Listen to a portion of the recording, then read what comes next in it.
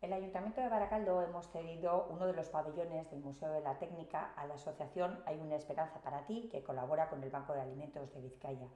Esta cesión es para darles un espacio adecuado donde realizar el reparto de alimentos que van a empezar a hacer esta tarde, y también mañana se van a repartir más de 7.700 kilos de comida. De esta manera, con esta iniciativa se va a atender a esas familias más vulnerables de Baracaldo, que en este momento son 751 personas las que se benefician del trabajo altruista de esta asociación. Son 151 usuarios más que de los que había antes de empezar esta crisis sanitaria.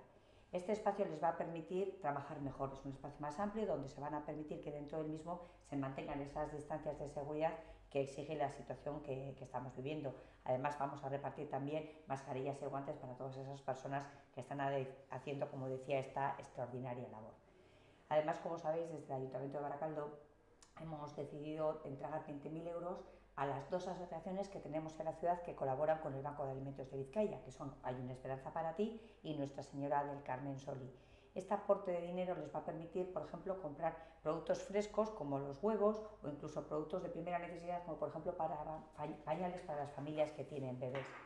Yo desde luego quiero agradecer a estas asociaciones el trabajo que están haciendo. La implicación de estas personas voluntarias, más en un momento como este, hace desde luego una extraordinaria labor de ayuda para las familias más vulnerables de Baracaldo, así que de todo corazón que reciban nuestro agradecimiento.